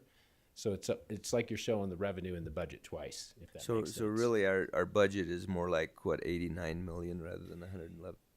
Yeah, so you'd Guess you'd subtract say. that. Yep. And then just probably this one's kind of interesting. So I mean, we get asked all the time, you know, why don't you just pay with that with property tax? Well, next year's budget in the general fund is about 19 million. Property tax is about 7.3 million. And you can see in police, you know, if you look at how much we bring in revenue, we bring in about 1.4 million in revenue. Well, just their operating expenses alone are 8.3 million. And so really, if you think about it, we're subsidizing the police services, no capital, just operations, to the tune of about 7 million, which pretty much is all your property tax. And so you can see, this is just, the idea here is just for people to understand, you know, where are those general revenues of sales tax and property tax going? And so you can see that here. Fire is about 2.2 million, Parks, Rec, Arts, those kind of things are about 2.1 million. So debt service, good news is that last year we paid off our sewer bond. We have no general obligation bonds. Thought we might have one, but obviously that didn't pass. It was yesterday, it was close. And then the loan from the DEQ is for water at 1.75% interest. There's your population numbers. I know that came up earlier. There's about 55,000 in the county. Rexburg, 73% of the county population. And then on property tax side, this is like something that a lot of people just don't understand. And we have on our website, if you want to look at it, I just updated it. I have a whole brochure that talks about where your property taxes go. And so when somebody pays a property tax, they're paying about $1,015 per 100,000 of assessed value. And so let's say your house is assessed at, after the homeowner's exemption at 300,000, you're paying around $3,000. Well, the city receives 30% of that. The rest of it goes to the school, and then the county is the biggest portion. And if you look at the average statewide, cities usually get about 30%. And so we're kind of right there close. Counties generally get just under 40%. Our county happens to get about 46%. So it's a little higher. Our schools used to be actually a lot higher than the state average, but they've dropped quite a bit in the last few years as they've retired some debt. And then you can see our library is really high compared to the average, just because we have a bond for the building. And so anyways, and then as you look at this, you're not gonna be able to read that too well, but I would just encourage you to look at it. It just gives you an idea of how much Rexburg brings in per 100,000. We bring in like 313. You look at some of our neighbors, Blackfoot brings in 709. You know, Idaho Falls brings in 868. And then I also show the other levies, what they bring in. And then probably the last one that's, I think, very interesting. If you look at the average per capita, how much is brought in for property tax and sales tax. And I got to look at mine down here because I can't read that. And unfortunately, you probably can't either. But if you look at the average, the average is about $415 for property tax that's brought in per capita. Rexburg gets about 172, and on the sales tax side, the average is 179. Rexburg brings in about 97. And so it just kind of shows, you know, how much each of these respective neighboring, some in other states, right? I show Utah in there because we do get compared a lot to the Provos and the Orams and other college towns. And so it just kind of tells you that, to be honest, we have a really low levy rate in the city of Rexburg. And that's because, for those that are not aware, that happened, I can't remember the exact year, but many decades ago, the city council had an opportunity to raise it, but they did not. And we got stuck with a really low levy rate. And we can only raise it 3% per year. 3%'s not touching inflation and probably never will. And so that's why it's incredibly difficult for the city to fund capital projects like a police station out of their general fund. It's almost impossible when you look at inflation and how it affects operating costs. So anyways, that's the presentation. You guys can dive in and look at more details. You can go to the website and look at prior years. Just wanted to make sure that you have that information for the budget. Okay, thank you very much. Is there any questions about that for Mr. Nielsen? All right, if none, we'll move on to item number B, which is our Public Works report with our Public Works Director, Mr. Keith Davidson. Thank you, Mayor. I just have one item. We discussed that last council meeting when we talked about the airport. We're looking at wanting to do a budget adjustment to allow for us to hire a consultant to help us move forward the relocation of the airport on that. I'll have Matt kind of go through that budget adjustment. Yeah, so basically this would be in Fund 48, which is the construction fund. And the way that fund works, just to give you a big picture, is generally the items that we do in that fund are construction projects, right? And when we do construction projects, the way the funding happens is generally 90% of it's covered by FAA federal grants. And then the state sometimes comes in and covers. So like next year, land acquisition for the new airport, the state's got $4 million that they've earmarked to go towards that project. But then what happens is the city and the county split the rest of the remaining cost. And so what the city and county have been doing for probably 10, 15 years now is we've been putting aside a subsidy, if you will, respectively the same amount each year into this fund and growing a reserve. And so what I'm showing you here is that if you were to hire a consultant that I think Keith might give you a little more information on to help really keep these projects moving related to moving the airport and then also trying to seek out additional grant opportunities. Basically what would happen is we would anticipate that annual cost of around $70K. This fiscal year, we're saying it would be about $58,400 because we wouldn't be able to hire that at the beginning of the fiscal year because we're already several months into it. And the way this would be paid is it would be paid from that carryover that's been built up by the city and the county over many years. And it would leave only about $17,000 by the end of fiscal year 26 in that fund, which means that next year, instead of probably doing a typical $35,000 subsidy, if you approved this consulting position and said, hey, we want to do that again next year, you're probably going to need to do more like 75 plus as a city into that subsidy. And the county would need to do the same, right? Because we share 50-50. So hopefully that helps, but that's the budget aspect of it. I think you probably, if there's questions regarding, what it's for, you could probably answer that better.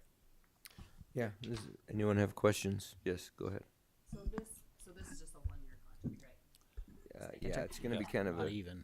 Yeah, I know. December to September. Right, yeah. December to September. Yeah. So then, can the person do anything meaningful in 1 year if we decided not to renew it? Like, does it take multi-years to do what he needs to accomplish or she needs to accomplish? Well, I think it can take longer, right? But I think at the end of the year, we want to review, right? And do a review of what has gone on, where do we need to move from here, what does that look like?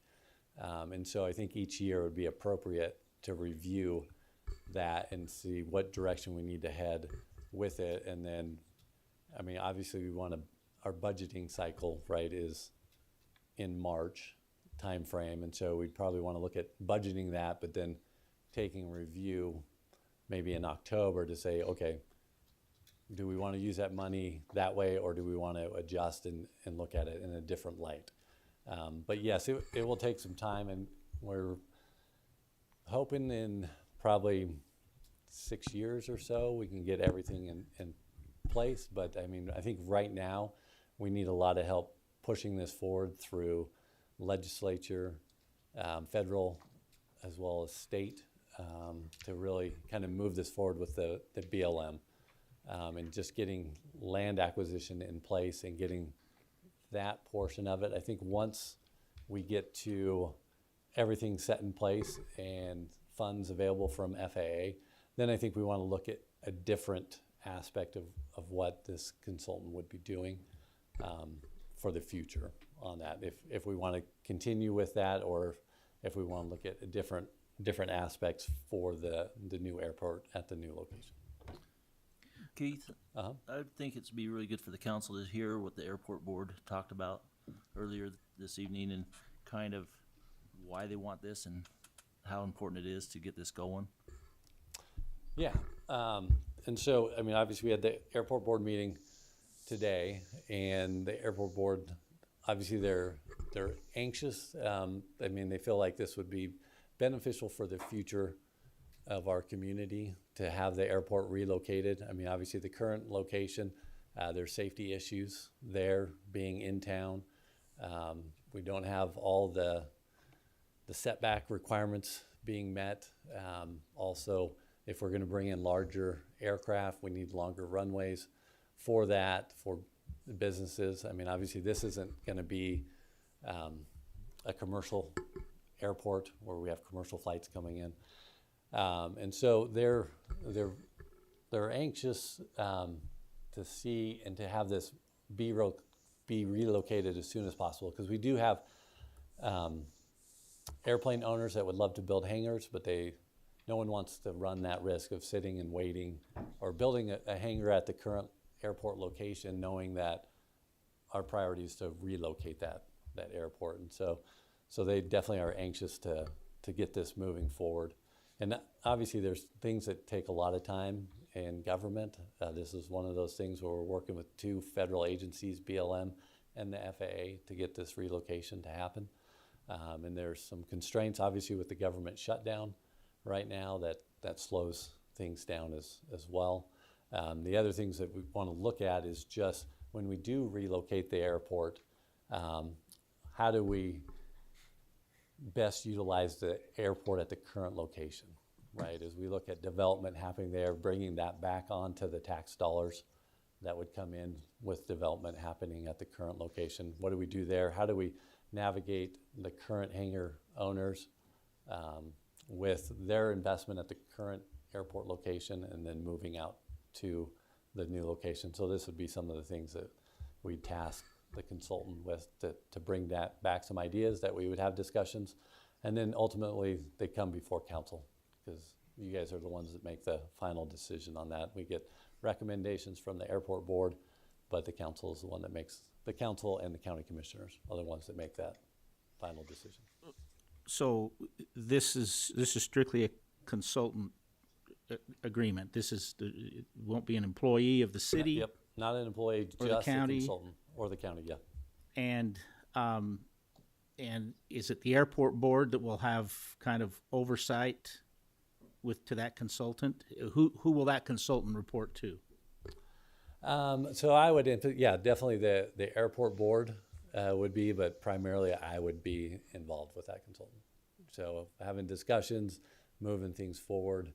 I just don't have the time with all of the different tasks that I have as the public works director I to would really suggest, push this Keith, forward. that probably between you and Dave Taylor, who is our airport board chairman, you know, kind of a committee of two, I guess you'd say, that this consultant would probably report to pretty regularly, and then the airport board on a monthly basis. Yeah, and then we'd also have them come and give reports to the council. And probably one of the county, Todd Smith, county commissioner too. Yes, did you have a question? Well, I was just gonna say, I mean, we're funding it, so right, I mean, it would be city council oversight on this position, which is why you would be involved in it. City council and county commissioners, yeah. So,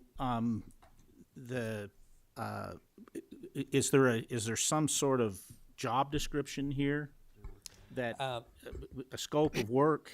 No, and I think what we'd bring back is that to council right now we'd have to sit down with the consultant and work through that job description, and then we'd bring it back. Well, there is a framework, that document that we put that Dave Taylor suggested. There is a document that shows these are the things that these are kind of the goals that we want to have this person accomplish. We do have that in place already, but I like a complete job description that is going to be kind of based on this And it'd be more of a contract, right? Yeah. So it's not really, I mean, it's a job description in the sense of these are the things we want to see this consultant accomplish. So tonight, we're just approving a budget adjustment, but you'll come back to us with a contract. Yeah, once we To have approve a the contract. consultant, not on board, but obviously we'd come to you to authorize us moving forward on that contract with the consultant.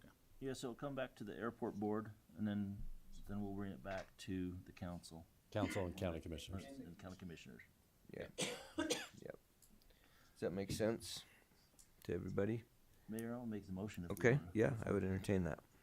Mayor, I'll make the motion to approve this budget adjustment for consultant for the airport relocation, so we can get that moving. Okay, thank you. Is there a second to that motion? I'll second. Second by Councilmember Johnson. Any further discussion or questions? Yes, Councilmember Yeah, Erickson. the minute, or the agenda is wrong then, because the agenda says that we are approving the airport relocation facilities consultant contract. We are not doing that. We're not approving a contract. No, it's a That's budget true. adjustment. It's We really should have just had a that budget stated that way, so. Yeah. Okay, so, adjustment to the minutes of Yeah. the meeting would be Yeah, great. Okay. so we're really approving the airport relocation facilities consultant, just the budget adjustment to Budget adjustment, yeah. get this and get the contract in the works, really. Okay. Yeah, okay. Yeah, that's a good catch. Okay, all right. Any other questions before we vote? Hearing none, all in favor? Aye. Any opposed? All right, motion passes. Thank you. Is there any other questions for Keith? I'm sure there's got to be some questions besides it. Can you give us an update on the IDs? On the streets, yes. So HK's got the curb and gutter in. They're hoping to, I think, start paving tomorrow or Friday. We'll see as the weather comes in, but first not south Friday. on there, and then they'll be moving over to first west on the pavement. So And how's Park Street? Park Street's done. Park Street's paved. Well, I just gotta do still the can't get into the manual. parking lot. There's some, I think, concrete work that they're finishing up over there. Yeah, But they've still gotta pour the concrete. Yeah. Approaches and. Oh, into the church? Oh, okay. And a couple of corner I park drove into on it, but sidewalks I and didn't stuff. notice that. Okay. All right, good. Yeah, well, we're finally approaching the paving and stuff, which is what we've all been looking forward to. So it's good to have that coming up in these next few days. Okay. All right, thank you. Thank you, Keith. Hey, I got one thing. Oh, just to- one more, And it's sorry. not really for Keith, but it's just, I was talking to Joel the other day, and he said that you've now starting to get the traffic lights on fiber. Yeah. So we're starting to get, there's some camera system issues. So we can get them on fiber, but we can't see them yet. So we got to work through some camera issues. Just they're old and outdated cameras, and so we're seeing what we can do to bring them online, so that way we can actually view what's happening here from City Hall. So yeah, it would be nice. So yeah, thanks for bringing that up. So when should we see that fully operational? I don't have an exact date because we're working through with the contractor, and we've got our IT department that's setting those up, and I don't have a time frame from Todd on how quickly they can get to each of those systems at each of the signals. But I'll come back with a better date for you. on that. Because I know part of the problem is that like the one at Second West and Second South, it's, it was in, it's so old, it was in, we got it from Idaho Falls as a used Yeah. one. Oh, Yeah, and we're looking at updating that signal, the whole cabinetry and everything. I on mean, that one. that is the. 1963 cameras are going obsolete on us. Okay, thank you, All right, Keith. All right. Next, we have an item. Oh, well, no, wait a minute. Actually, we don't. Oh, well. No, we got John. Yeah, we do have John, but I thought we had decided to. This is another one we need to adjust on this. Oh, okay. I was thinking we were doing differently here.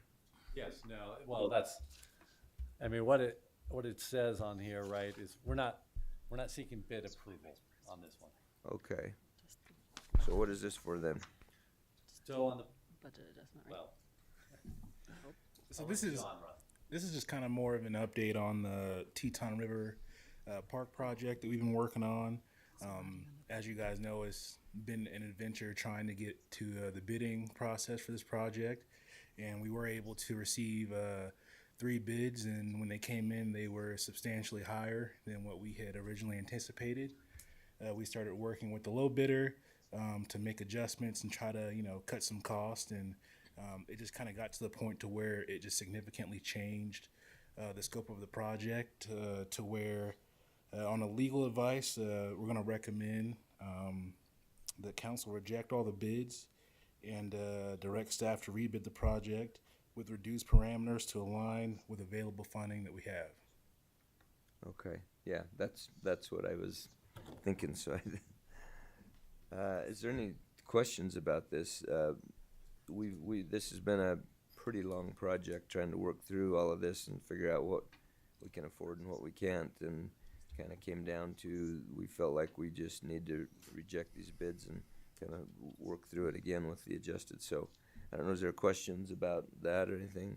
Yes, go ahead. So do you know what you're gonna have to remove, or have you gotten anywhere to? Yeah, so we have an idea of the things that we're wanting to take out.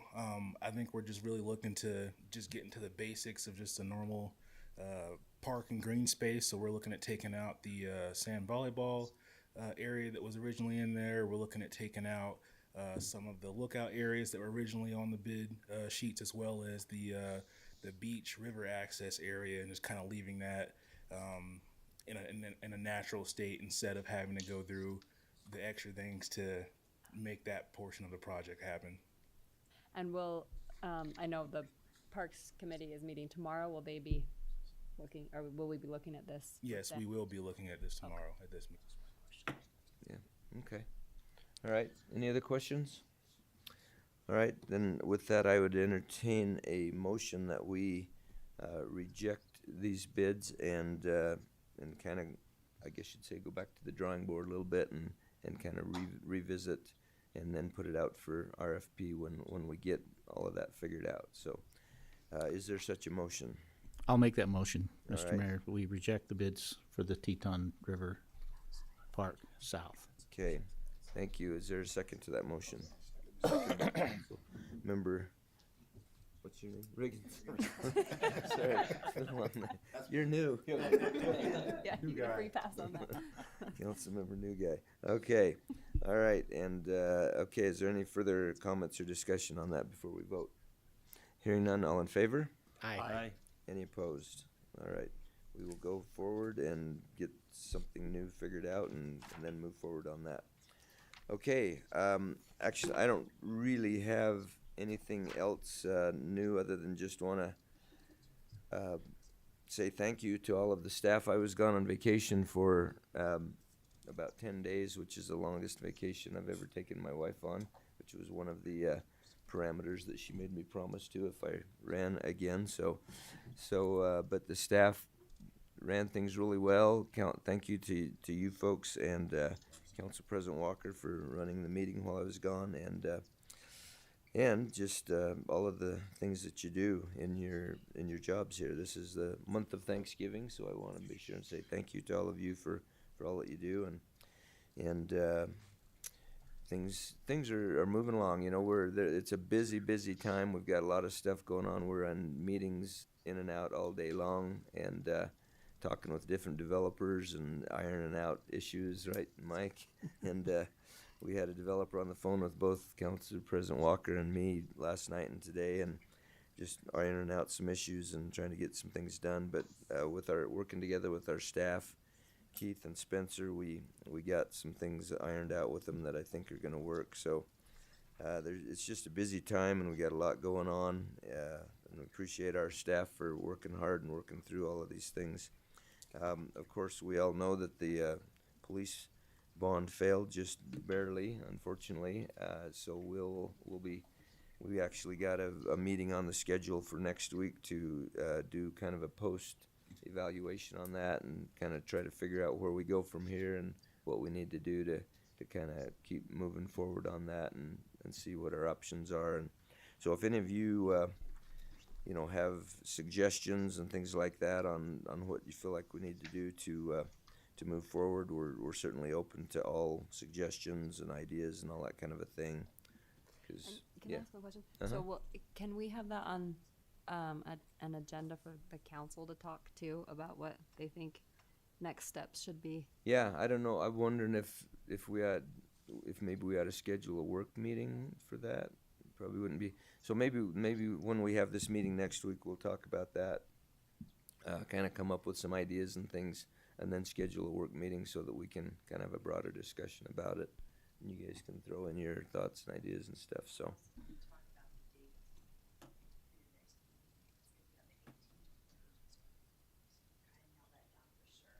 Oh, yeah.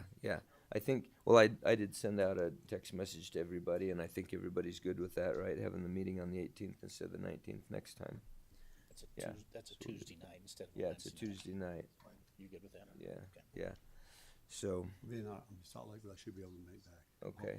okay, that'd be good if you can, because we want to do the pictures, so, yeah, if you can make it back, that'd be great.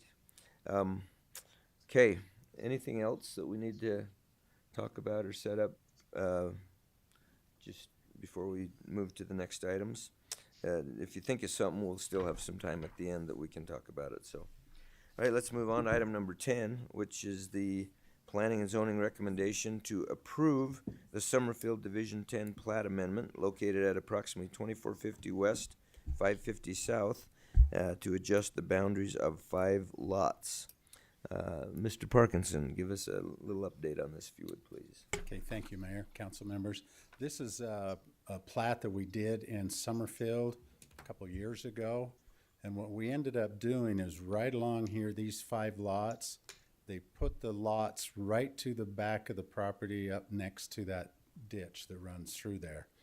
Their earlier ones, they'd actually left a 15-foot lane there so they could work on that ditch. They want to amend the plat and reduce that back 15 feet so they can go in and be able to service the ditch if it needs work. So Okay, so those 5 lots need to be shrunk down a little bit. Yeah, and this actually shows you the change, so it matches the one to the right. And that's all the plat amendment is just to bring that in 15 feet shorter. Okay, well, that's fairly simple then. Okay, is there any questions about this? Councilmember Erickson?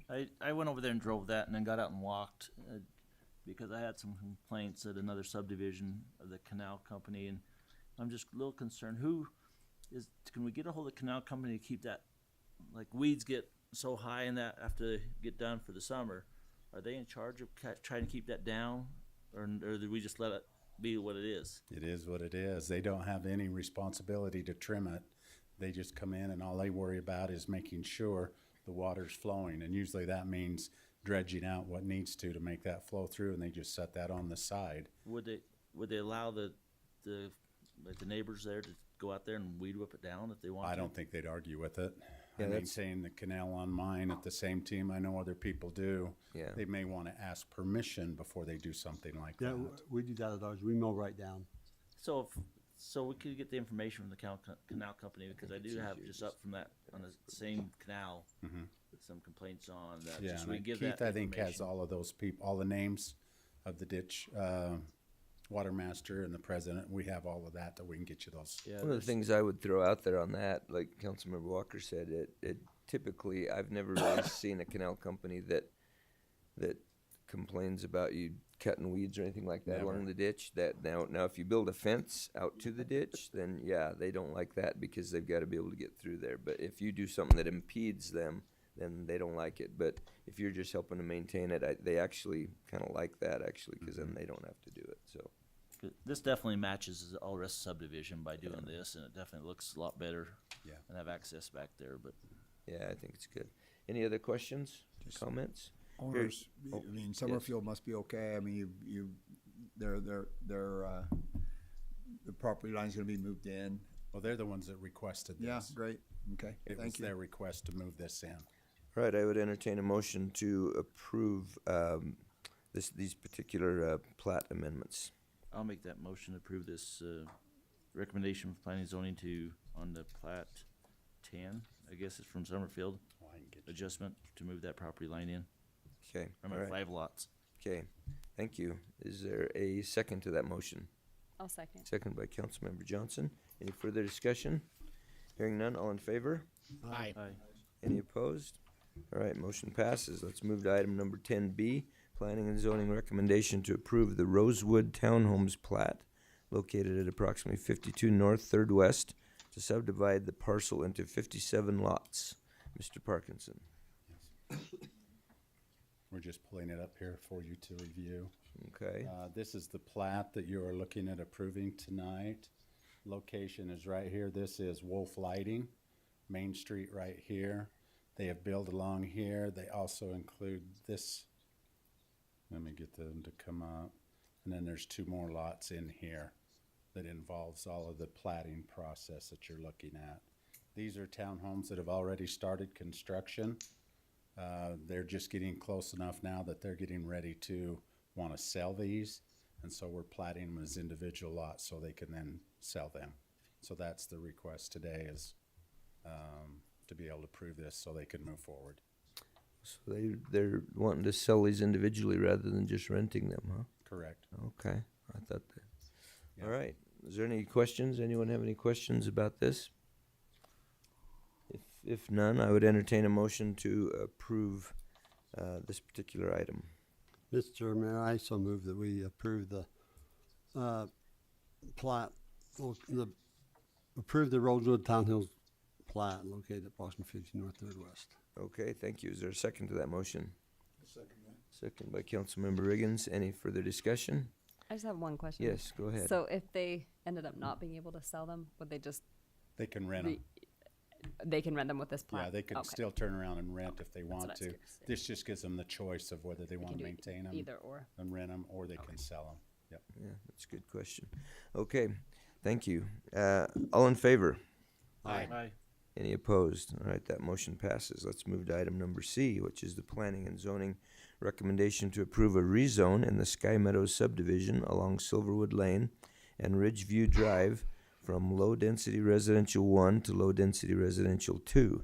This would be designated as ordinance number 1339 and considered first read if the motion passes. Go ahead on this one, Alan. This is located up here. It's called Sky Meadows. Founder Square is right here. The temple currently is right here. So you're coming up 2nd East, dropping down into here. This has been already platted. They looked at some options in here, and part of this is already an LDR2. So they're just wanting to bring the rest of this in LDR2 that is not developed so that they can, number one, reduce the size of the lots to make it more affordable, but it does provide that opportunity for them to put in duplexes or twin homes as an option. In the meeting, we had probably the majority of the people that spoke up were in favor. We had 1 or 2, I think that was negative, and a couple that were neutral. But the majority of the people that showed up were in favor of this, and Planning and Zoning has recommended it to you for approval. Okay, thank you. Is there any questions for Mr. Parkinson on this particular item? Yes. What is Councilmember LDR1 and what's LDR2 up there? currently? LDR1's 1/4 acre. No, but what sections of that? Let me put this Is- zoning on so you can see that.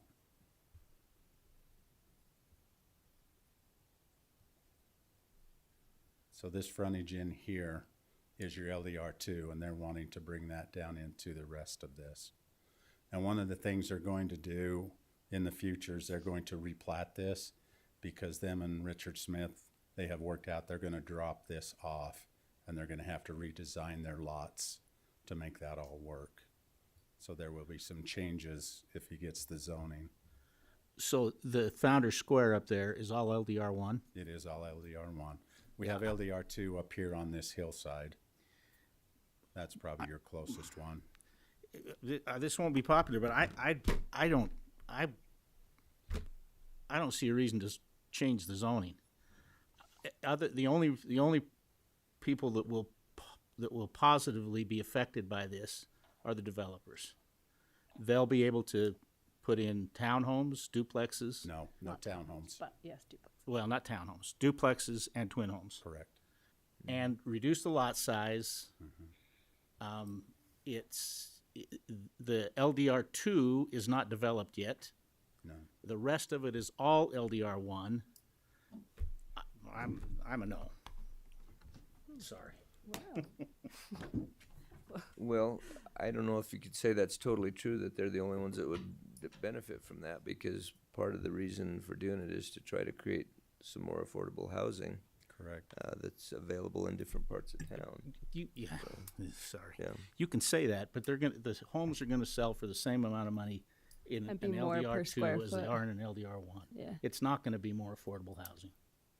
Can Did I- you have a comment? Yeah, I know I say this every time, but I just worry that we're losing our LDR1. And I know the market right now is not favoring quarter acre lots and things, but what if I think that we still have a need for that kind of housing. And if we get rid of it all right now, then I feel like we are at a disadvantage. So. Okay. Well, I guess we need to understand, it seems like we still have a lot of LDR1 areas available. Well, and it leaves a lot of area that still can be rezoned to LDR1. If the demand shows up, developers can come in and do that.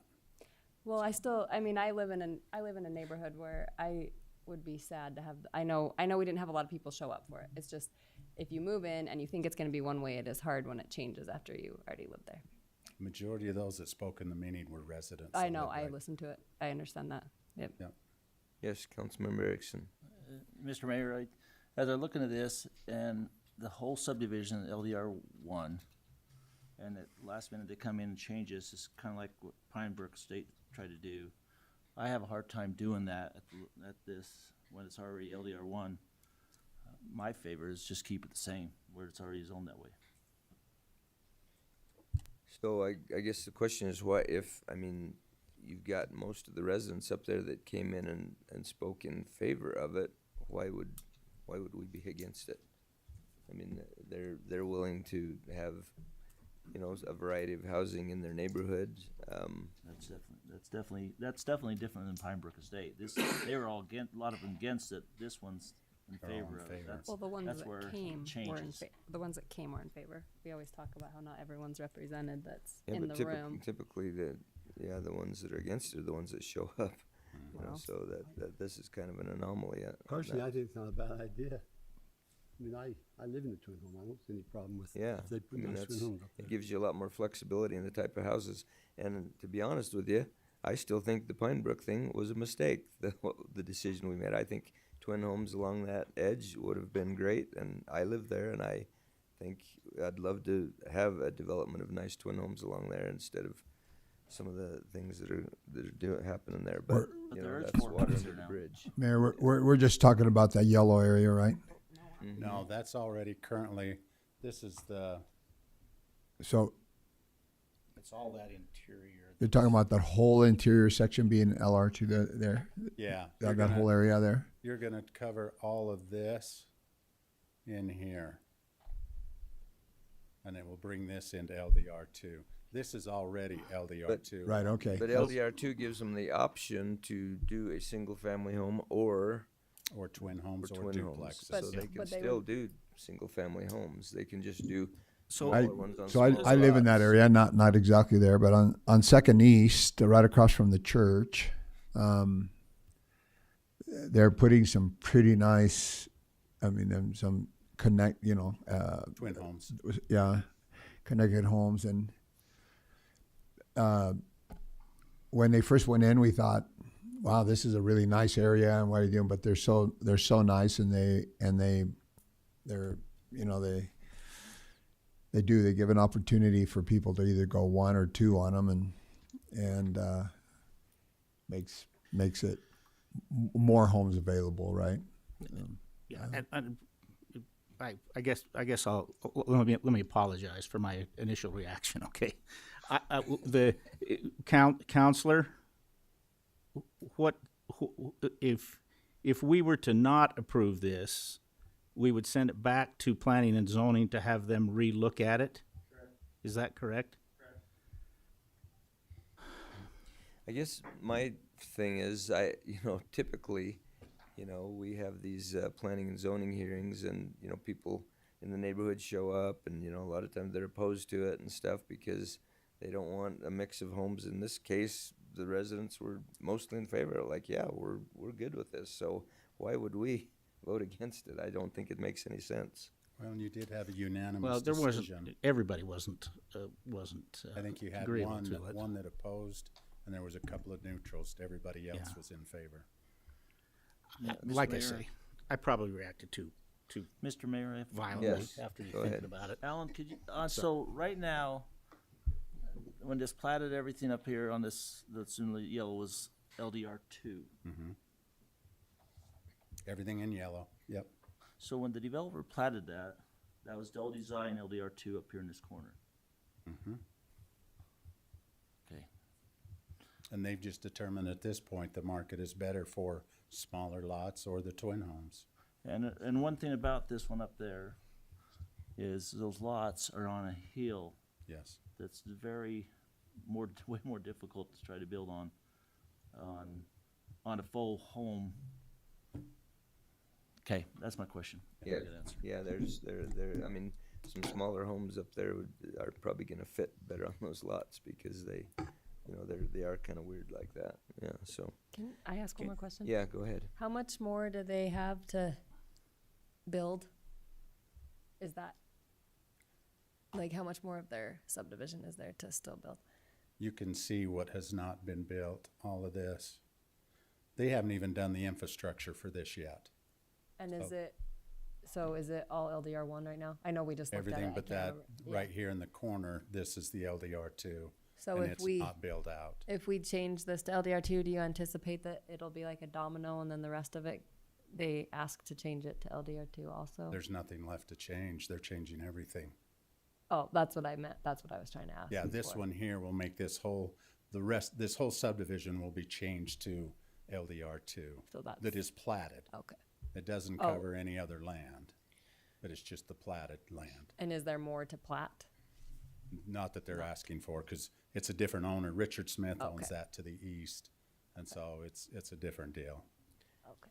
Yeah, this is all they own up there. And LDR two is, I mean, the neighborhood I used to live in was LDR two, and it was mostly single family homes. So you know, it just gives them the flexibility to build what people want or what they, you know, what they try to figure out what people can afford. And Summerfield is all LDR two except for one section of LDR three. yeah. Mr. Mayor, That's what and- you Yes. get in that area. If Go ahead. if we're done discussing though, I'll make a motion. All right, go ahead. I'll make the motion that we approve changing this from LDR one to LDR two, and I'm gonna put in there because the LDR two is already on the whole south end of it, and move that to LDR two on ordinance number 1339. Okay, thank you. Is there a second to that motion? I'll second it. Second by Council President Walker. Any further discussion? Yeah, just so that you know, I've changed my mind. Okay. All right. My whole thing Hey. was I really want to preserve as much as we can. And I fully agree with the that. larger lots.